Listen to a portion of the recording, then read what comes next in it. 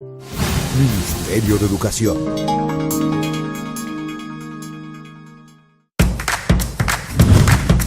Este es uno de los centros más modernos y más grandes que tiene la comunidad ahora mismo. Impacta a la comunidad en un 100%. En los gobiernos del presidente Medina, la provincia de Santo Domingo ha recibido 3.451 nuevas aulas con un impacto extraordinario en la economía familiar. La madre soltera y los padres trabajan en su mayoría. Ellos van a tener la oportunidad de que estén aquí desde las 8 de la mañana hasta las 4 de la tarde. Los estudiantes reciben clases, uniformes y alimentación en jornada escolar extendida completamente gratis. Este centro se ha dedicado a preparar jóvenes y estudiantes para un futuro mejor. Muchas personas quisieran estudiar aquí por la gran educación que tiene. La finalidad es tener un sistema cabalmente incluyente y con calidad, pues como ha manifestado el presidente Danilo Medina, la educación es el otro nombre de la libertad.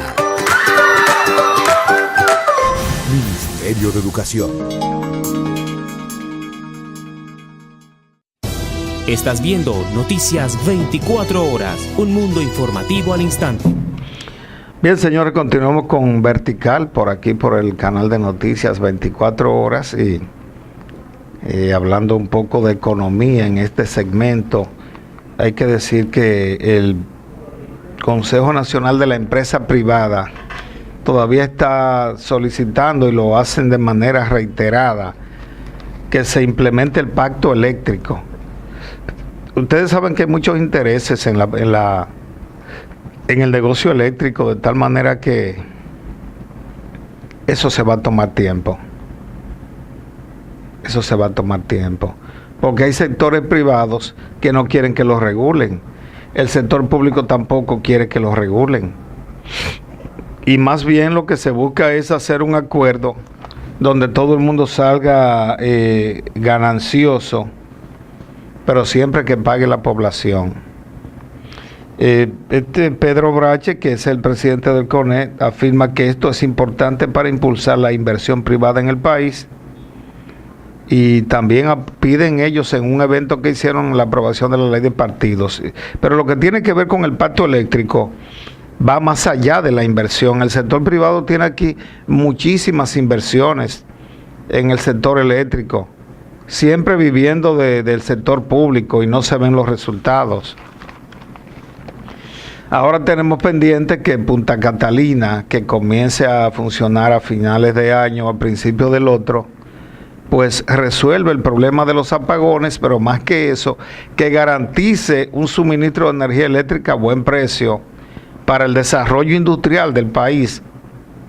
Porque si no hay desarrollo industrial, tampoco va a haber ese crecimiento económico del que habla el Banco Central. Eso es en el área de servicio. El crecimiento industrial es lo que fortalece el crecimiento económico. Lo que pasa es que cada vez que hay un momento de crisis, sale el gobernador del Banco Central diciendo que el país ha crecido 7%, 8%. El hombre, eso parece que en el bolsillo de él, en el Banco Central. En términos reales, eso no se ve. Cada vez el dólar está más caro, hay más ausencia de dinero, y aunque hay mucho consumo, es en base al lío. Además de que todo el mundo ha venido a vivir a la capital. Porque ¿qué se busca en el campo? ¿Qué busca la juventud en el campo? Nada. No hay agricultura. El gobierno no promueve la agricultura. No hay fuentes de empleos, de trabajo en los campos, y la gente coge para la capital. Yo quiero decirle que en el año 1967, toda la orilla del río Sama, eso estaba limpio, ahí no había nada. Cuando Balaguer hizo el puente Sánchez, eso era un monte y culebra. Y del 67 al 71 eso se llenó de gente, de inmigrantes capitales del campo que vinieron a la capital. Y dañaron esa orilla del río, que pudo haberse hecho una avenida ecológica por ahí. Como pasa en países donde el río parte la capital, como en Italia, como en Francia.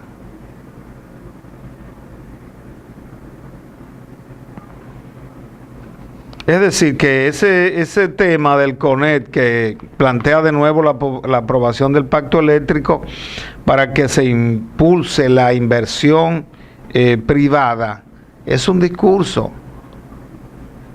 Es un discurso. Ellos tienen la mayor inversión, pero mantienen la tarifa altísima, cobran los apagones. La gente tiene que pagar los apagones. En fin, hay que creer que en el fondo no se quiere que se apruebe nadie, que se apruebe nada de eso.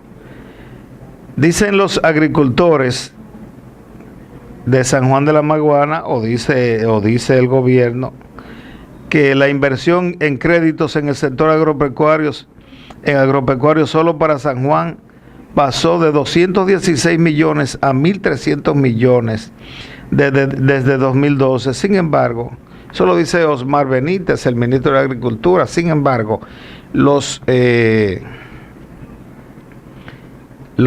agricultores de San Juan se quejan de que eso está en quiebra, no les compran las habichuelas, no les compran la cebolla. Quieren ahora abrirle una mina en medio de la montaña de San Juan. Entonces uno no entiende cómo son las cosas. Si creerle al gobierno o a la gente que está esperando el financiamiento del gobierno, porque no es un problema que haya crecido la inversión y el crédito, es que tenga resultados en la producción. Es que ese dinero que se dé en crédito sea devuelto en ganancia, en capital y ganancia, capital para los prestamistas y ganancia para los agricultores. De todos modos, Osmar Benítez es una persona experta en asuntos agrícolas. Por mucho tiempo ha estado en la bolsa agroempresarial y él, bueno, sabe mucho de importaciones. Yo no sé si es agrónomo, pero él tiene mucha teoría en agricultura. Y si él va a llevar a la práctica y tiene el apoyo del gobierno en la inversión agrícola, entonces eso podría ser. Y San Juan podría cambiar, porque también hay que preguntarle a los sanjuaneros si ciertamente la inversión y el crecimiento agrícola ha beneficiado a la población. El sector público no financiero ha crecido la deuda en 15.7% en un año. Es decir, entre enero y abril se pagaron 1.600 millones en intereses. Oigan esto, en la deuda pública. Yo no soy economista, pero yo me pregunto, ¿es que necesariamente hay que incrementar la deuda para crecer económicamente? ¿Se puede mantener un nivel de crecimiento en base a deuda? Yo no creo eso. Yo no creo, porque va a llegar el momento en que no va a haber con qué pagar la deuda. No se genera tanta ganancia, tanto capital como para pagar la deuda.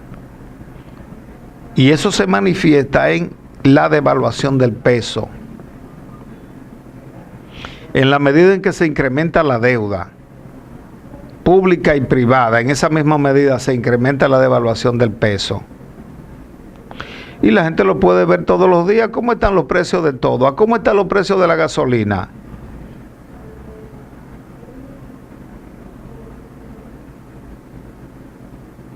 Hay una cultura de financiar todo aquí, de no invertir con dinero propio, de no desarrollar con dinero propio.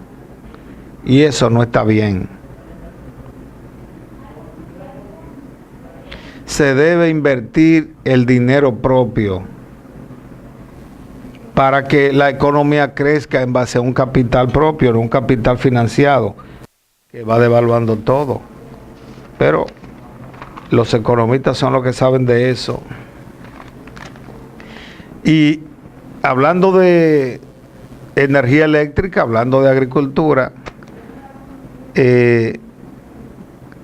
en Ocoa, la unidad de electrificación rural, que los empresarios quieren que sea eliminada, dentro del pacto eléctrico, ha invertido más de 29 millones de pesos en una central hidroeléctrica en Ocoa para generar energía propia. Lo que pasa es que esa unidad también ha hecho cosas que si se investigan no la harían quedar bien. No la haría quedar bien.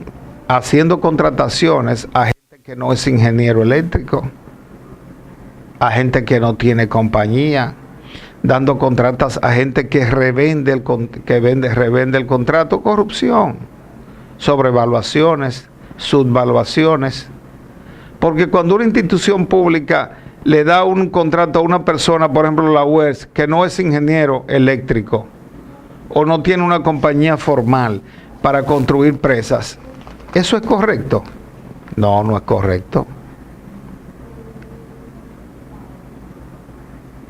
Eso es corrupción. Pero aquí hay cosas de las que se hacen de la vista gorda mucha gente, porque eso es una forma de pagar favores. Y la UER ha sido tomada para pagar favores. Usted dirá, bueno, eso es interesante que en Ocoa se haya hecho una represa hidroeléctrica por 29.7 millones. Pero ese es el precio real. No lo creo. No lo podría ser mucho menos, 20 millones quizás. A propósito de energía eléctrica y la temporada ciclónica que se inicia ahora, en junio ya, muchísimas instituciones han iniciado procesos de entrenamiento a su personal por si acaso entra un ciclón, viene un golpe de lluvia. Y yo creo que eso es correcto, que en cada temporada ciclónica se tomen medidas preventivas para evitar daños. Ahora, si aquí entra un ciclón, ¿qué va a pasar con el teleférico? Tomaron en cuenta la gente que construyó el teleférico que eso está encima de un río. No porque el río vaya a crecer y llevárselo, sino que está debajo de un barrio pobre y que eso está en el centro de los huracanes.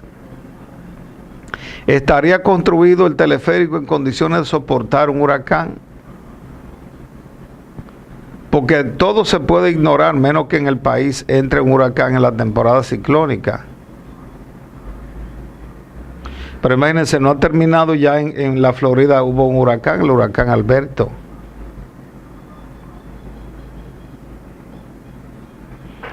Es decir, que hay que mejor prever que lamentar. Eso es. El crédito al consumo se eleva en 4 meses en 50,000 millones de pesos, cantidad prestada en 4 meses a este sector, y está en 266,000 millones de pesos. Esa información la da Luis Armando Asunción, superintendente de bancos, que habla del fortalecimiento siempre del sistema financiero dominicano. De acuerdo a los informes de cada banco, el sistema es sólido. La vigilancia la tiene que hacer la superintendencia de bancos, evidentemente. Pero muchas veces se salen macos y aparece de repente un banco quebrado. Y uno se pregunta, ¿y los supervisores que estaban ahí? Porque si un banco comienza a presentar déficits de presupuesto y de cartera de crédito, hay que tomar en cuenta, hay que investigarlo. Pero además hay un supervisor permanente ahí.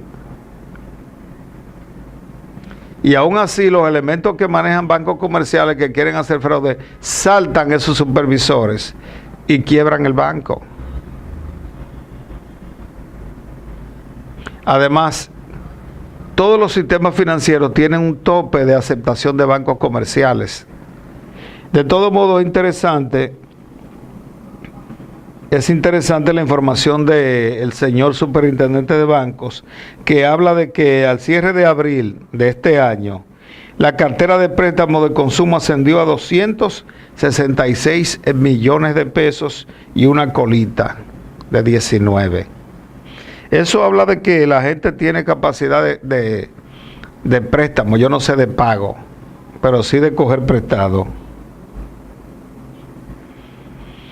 Y para darle un poco de detalles a ustedes de cómo anda la economía en Estados Unidos, ya pasando un poco de lo dominicano a lo norteamericano, que es el gran mercado, el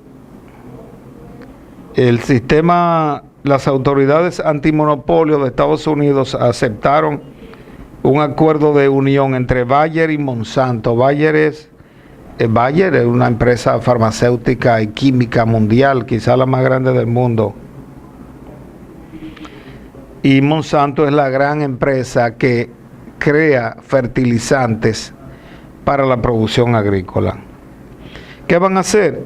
Donde competían, venden ese negocio. Si los dos hacían, por ejemplo, químicos para fertilizantes para arroz, bueno, venden uno de los dos.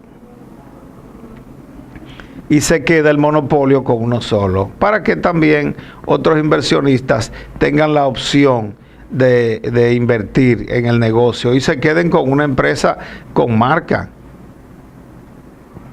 Porque de lo que se cuidan mucho los norteamericanos es de esto de los monopolios. Por ejemplo, la oferta es de 66 mil millones de dólares que le hizo Bayer a Monsanto para comprarla. Y ellos, Monsanto, van a vender parte de sus negocios en 9 mil millones de dólares. Es decir, los negocios competitivos, los que coinciden, para que entonces el monopolio Bayer-Monsanto se quede con una marca y pueda vender la otra. ¿Qué venderá Bayer? Bueno, Bayer venderá varias marcas que tienen que ver con herbicidas, tienen que ver con los negocios de algodón, canola, soya, eso es para aceite, que también tiene Monsanto. Es decir, que es un negocio que le dará fuerza a la inversión de la investigación química, científica y agrícola en Estados Unidos y en el mundo, porque ¿quién no conoce Bayer? ¿Quién no conoce los productos de Monsanto? Y entonces en este caso la empresa podrá funcionar sin que parezca un monopolio, aunque lo sea. El Servicio Nacional de Salud le hace hospitales, ya pasando al plano local, le hace hospitales. Tiene un plan para fines de ahorro de fármacos. Un plan para permitir ahorrar gastos al Estado y a las personas. Sin embargo, que eso no lo dicen ellos, el sistema de venta de medicinas se ha politizado de tal manera que no caben los empleados. La nómina ha crecido de manera exagerada en la parte que tiene que ver de medicinas, y eso, aunque quieran economizar de un lado, se le va la mano de otro y el presupuesto nunca cuadra, porque, como decía hace un rato, se ha llenado de botella el sistema de ventas populares de medicinas. Y bueno, yo siempre digo que la parte técnica no tiene por qué politizarse, pero este es un estado clientelista, este es un estado de ayuda. El que no cobra por una tarjeta Solidaridad, cobra por una botella. El mejor ejemplo es ese, el sistema de ventas de medicinas, aunque el señor Chanel Rosa Chupani, que es el director nacional del Servicio de Salud, que son los hospitales, no es médico, pero es un gran gerente. El problema es que hay cosas que ellos gente como él no puede controlar, que son las nóminas de otras instituciones. Aquí, en vez de estar financiándose las instituciones públicas con fondos del Estado, debería permitirse que el sector privado sea el que invierta. Y entonces se le compra al sector privado, claro, sin corrupción, porque recuerden la persona que llegó a vender 300 millones de medicina al Estado y la mayoría eran falsificadas y el hombre está suelto en su casa. De repente le salió una enfermedad y se sanó desde que lo soltaron. Porque la mafia, la corrupción, forma parte integral del Estado dominicano. El Indotel es otra de las instituciones, bueno, eso pasó a mejor mano, es otra de las instituciones del Estado que se han visto envueltos en problemas, pero parece que con el cambio de titular las cosas han cambiado. Y el Indotel será la institución anfitriona del evento que reunirá el evento de 300 expertos que analizarán la importancia que tiene la tecnología para el desarrollo nacional. Aquí hace falta desarrollar la tecnología. Tenemos mucha gente, muchos jóvenes que saben de tecnología. Es cuestión de que tengan la oportunidad. Vamos a una pausa. Estás viendo Noticias 24 Horas, un mundo informativo al instante.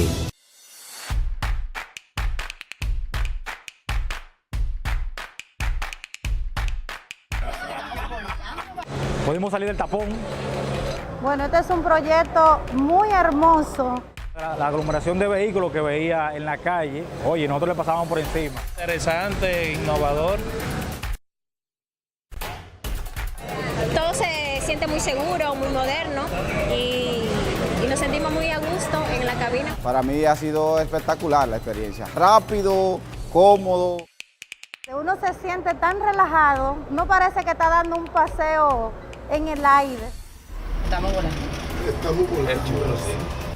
Es como si no estuviera volando un avión. Para mí esto va a revolucionar todo. No es lo mismo tener que pagar 3 pasajes, 60, 80 pesos, a rebajarlo a 20 cada día. Es una gran diferencia. La idea fue de los dos, sí, porque era empleado en otra fábrica. Nosotros comenzamos a trabajar con 7 libras de maní, con 25 libras de azúcar. Y yo vendí mi primero dulce en Piedra Blanca. Cuando ya teníamos un tiempo trabajando, conocí a alguien que cogía préstamo en Banca Solidaria y me estuvo hablando de eso. Entonces yo dije, pues yo voy a ir para ver cómo me va. Que sí, yo me siento muy apoyada por Banca Solidaria porque son gente que le abren las puertas a las personas que lo necesitan. Son personas muy educadas y me han tratado muy bien. Yo comencé en un motorcito, compré otro, tuve que comprarme un carrito, ya la cosa fue mejor. De todas las clases, nosotros hagamos dulces de todas las clases. Donde la gente grande vende, vendo yo también. Y es un dulce muy bueno. Es como su nombre lo dice, dulce delicioso. Estás viendo Noticias 24 Horas, un mundo informativo al instante. De nuevo aquí con Vertical, aquí por el canal de Noticias 24 Horas. Quiero aprovechar ya la parte final del programa para felicitar a la doctora Zoila Martínez Guante, defensora del pueblo, que realizó una actividad de rendición de cuentas de gran calidad, una actividad que presentó sus memorias y entre otras cosas habló de los recursos que ha manejado la institución, habló de los servicios que ha dado la institución. Y allí estuvo eso muy concurrido. Así es que felicidades a la doctora y nada, para adelante. Ya ella está casi terminando su gestión, le queda 1 año, 2 años, no sé, pero ha sido la primera defensora del pueblo, una institución que en gran medida ha resuelto muchos problemas que afectan a la gente pobre.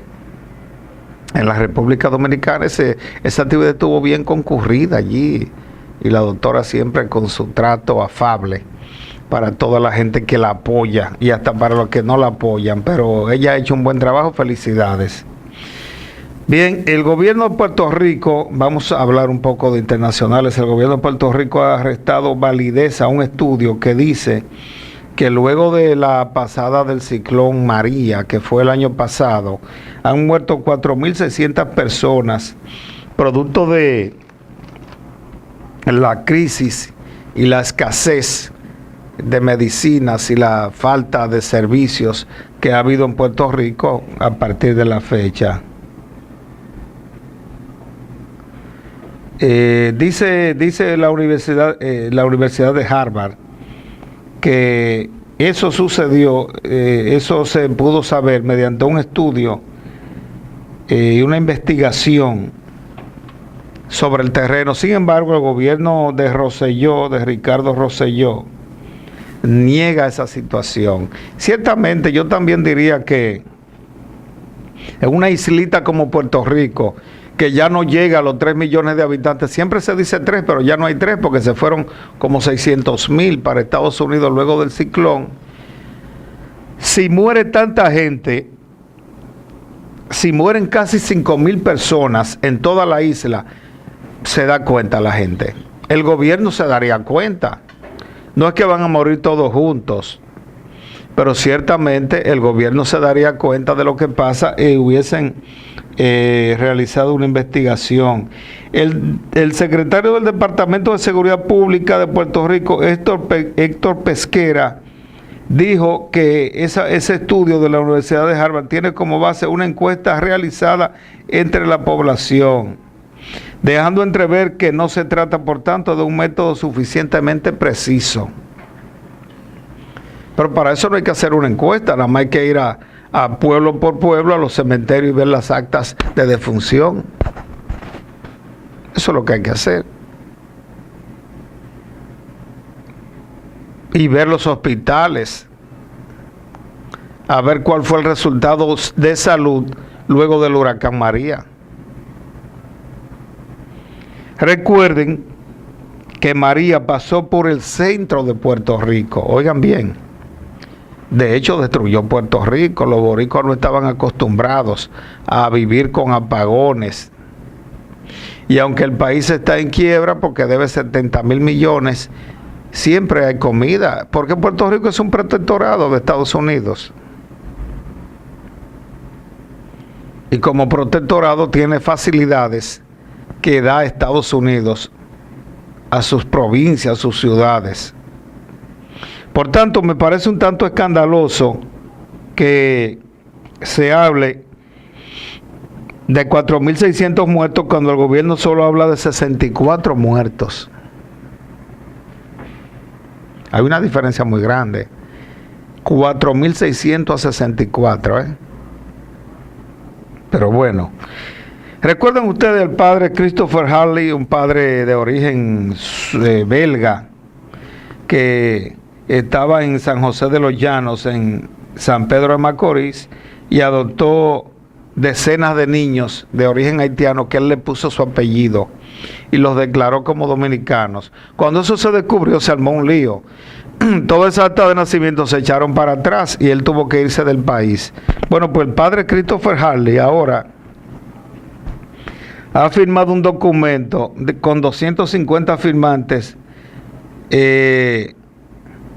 diciendo que el Papa Francisco es un apóstata y diciendo que el Papa Francisco es un hereje, porque pretende acabar con el sacerdocio tal y como lo concibió Jesucristo. Oigan bien, y de consentir la ordenación de mujeres. Oigan por dónde va la iglesia, señores, la iglesia católica. Estamos hablando de 250 sacerdotes. Eso es mucho. Y oigan las acusaciones que peligrosas. Lo que ha hecho el Papa Francisco es que ha acabado con la corrupción en la iglesia y la perversidad de muchos padres que son violadores y robaban en la iglesia. La iglesia, como todo conglomerado, por no decir un estado, porque la iglesia es un estado, adolece de muchísimas fallas. Donde hay más de una persona hay fallas, hay problemas, hay contradicciones. Recuerden que Benedicto XVI tuvo que renunciar, no aguantó la corrupción en la iglesia. Y eso que él era el jefe de la doctrina de la fe, con el Papa Juan Pablo II. Y Francisco, que es más avanzado, ha tratado de ponerle coto a eso, pero es que la corrupción es tan grande en la Iglesia Católica, que eso parece que va a degenerar en un caos. Yo no digo en la disolución, porque hubo un momento en que la Iglesia hasta se dividió en dos, con dos papas. Claro, la homosexualidad, la corrupción, el robo lo tenían eso escondido, pero ahora eso está público. Y tratar de acusar al Papa Francisco de hereje es un abuso también. Es un abuso. Eso para que ustedes vean que el que va a poner el orden a un lugar lo sacan y hasta lo matan. Ojalá que no envenenen a Francisco como envenenaron a Juan Pablo I. Se dice que lo envenenaron, porque llegó a poner el orden. Lo que pasa es que ahora, ya van muchos años después, el mundo es diferente. Y la iglesia para sobrevivir tiene que reciclarse, porque hay otras iglesias que le han quitado público a la católica.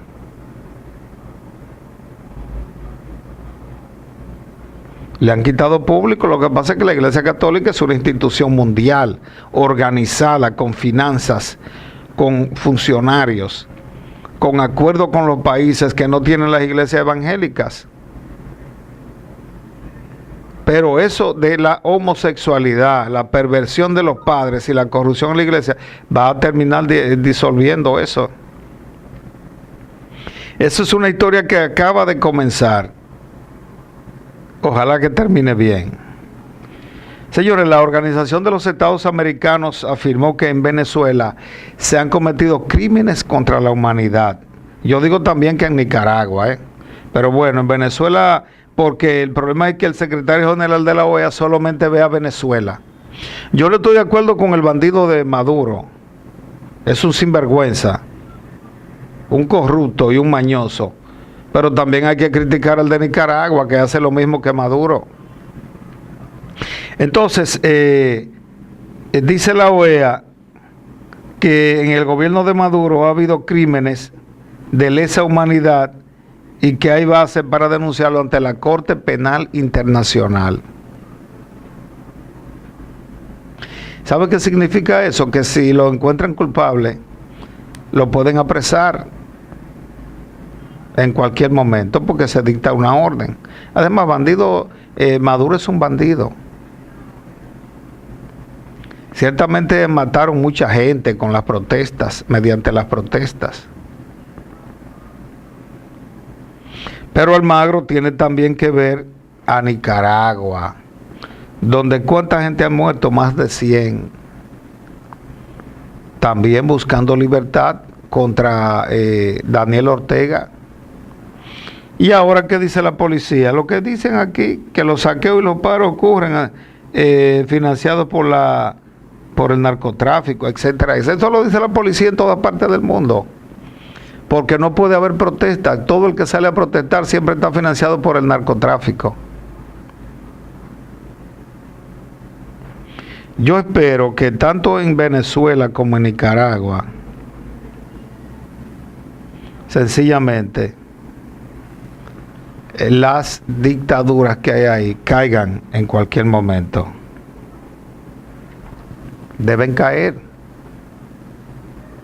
Pero la gente tiene que envalentonarse, la gente tiene que no coger miedo.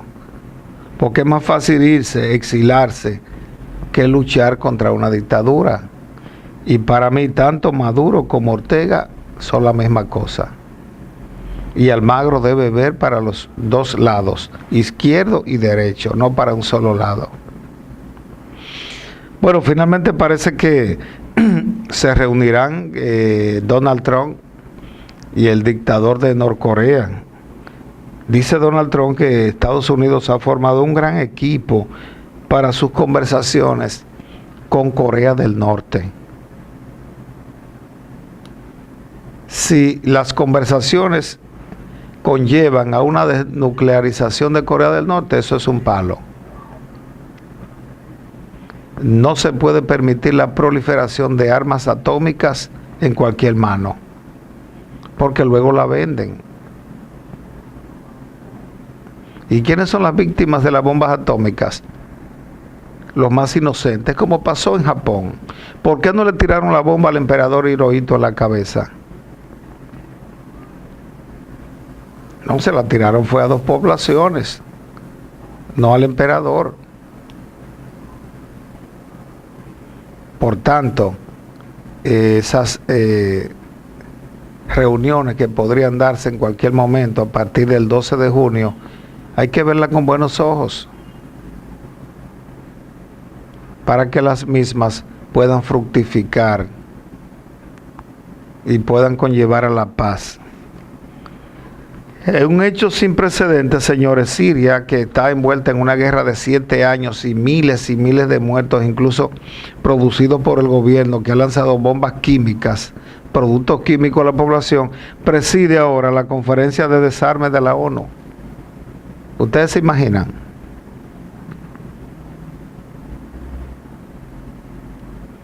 ¡Qué contradicción!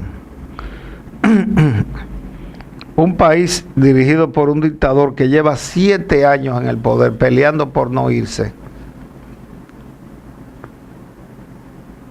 preside el Comité de Desarme de la ONU, pero ellos están armados hasta las uñas. Están armados hasta los dientes el gobierno sirio con armas químicas. Y hay una guerra inacabable que no creo que vaya a acabar por ahora. Pero así son las cosas. 1.475 menores inmigrantes existen en Estados Unidos, dice el periódico The New York Times, que cita fuentes del Departamento de Salud y Servicios Humanos. Esos menores se han perdido, no se sabe dónde están. Parece que se le han ido, los han entregado en adopción y se han ido, u otros han salido de sus refugios y se han ido a deambular. Y eso es peligroso. Sencillamente peligroso porque esos niños sin hogar terminan siendo delincuentes la mayoría. Esos niños, los 1.475, entraron ilegalmente en el país, a Estados Unidos, junto con sus padres, fueron entregados a familias de acogida y los padres deportados. El problema es que si están en familias de acogida, deben ubicar con los papeles a quién se los entregaron. O sea, donde quiera se cuecen habas. No puede ser que un país como Estados Unidos organizado pueda un niño y luego no sabe a quién se lo. Eso es lo que yo no entiendo, esa parte ahí. Y son muchos. Y esos son los que tienen numerados. Hay otros, ahí entra gente diario ilegal por cualquier parte de la frontera con México. Porque todavía con Donald Trump se mantiene una política de acogida, de asilo.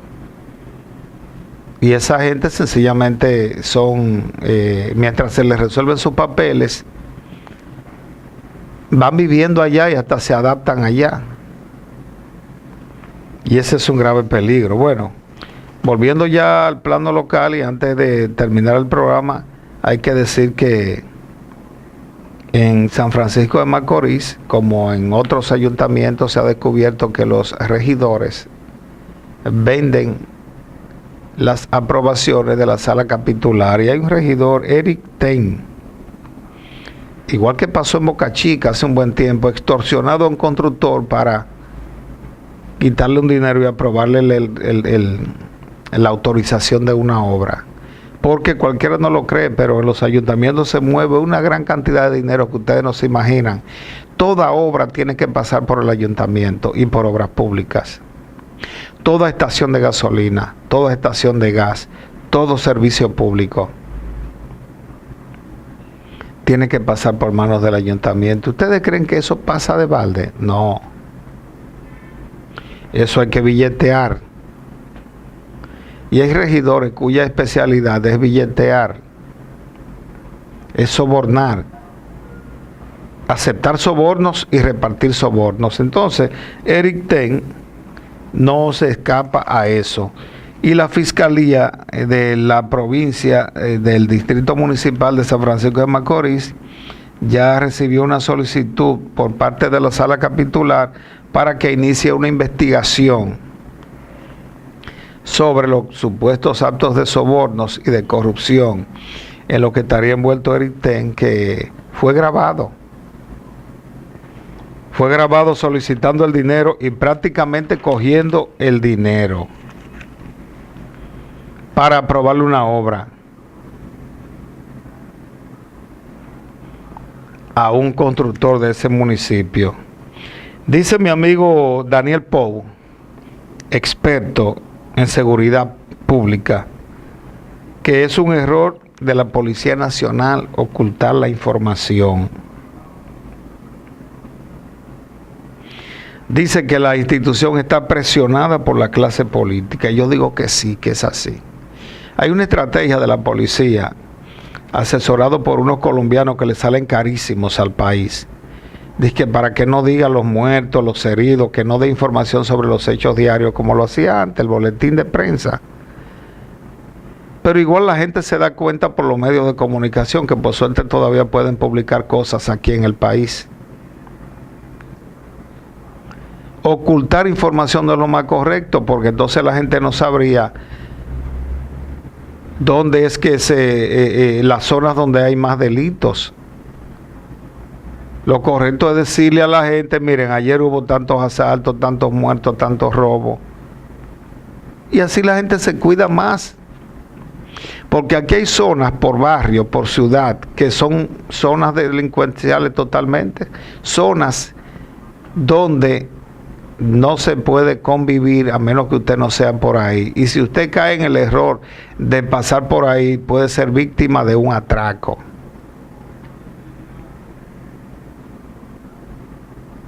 Entonces, si la policía todo esto oculta la información, ¿a dónde vamos a llegar? ¿A dónde vamos a llegar? Aquí hay destacamentos que hay gente que ha sido atracado y cuando va el policía es el atracador. Y si no, cuando usted va a denunciar un atraco, le dicen, pero ese atraco se da todos los días aquí en el barrio. Saben quién es el atracador también. Conviven entre ellos. Eso da pena vivir en un barrio en esta capital. La gente pobre que vive en barrios se lo está tragando el cable. Porque la policía y la fiscalía se alían prácticamente a los delincuentes. Y terminan haciendo cosas. De acuerdo a un informe ya de la Procuraduría General de la República, se han conocido 17 audiencias en un tribunal móvil de La Victoria. Esto es un punto muy importante, señores, porque aquí hay cientos de presos preventivos que no tienen la manera de salir de la cárcel porque los tribunales normales no tienen tiempo. Y eso es correcto. Ojalá que todo el año se practique esta política de tribunales móviles. Los procesos se están realizando sin presencia de las víctimas y tienen que ver que no serán, los procesos que requieran la presencia de la víctima no serán incluidos. En casos que se ventilarán en los furgones, se conocerán casos de violación a la ley de armas, delitos de alta tecnología y revisión de coerción. Lo veo bien. Porque hay coerciones que ya se han vencido. Y el prevenido, el detenido, no tiene abogado. El abogado va y solicita y el juez no tiene tiempo. Y ahí rápidamente no tiene que estar el prevenido, pero sí va el abogado, va el sistema y puede tener un abogado público. Así es que felicidades por esa idea. Debe ser llevada a todo el país y ustedes verán que el sistema carcelario respirará un poco y gente que no tiene que estar preso sale de la cárcel con una medida de coerción, con un grillete, con lo que sea. Mientras se le da seguimiento a su causa, ellos están en la calle. Claro, si violan la norma, bueno, pues ya es otra cosa. Pero hay gente que está una denuncia, le hacen una maldad. Y sin prueba lo agarran preso, pues todavía estamos, como le decía, en un régimen de trujillista. En términos de la policía de aquí es trujillista.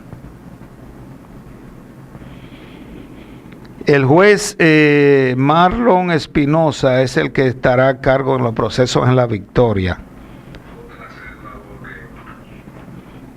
Y hablando de la policía, dice la Policía Nacional que en el aumento de patrullaje que han hecho, ya han detenido a más de 1,000 personas acusados de diferentes delitos.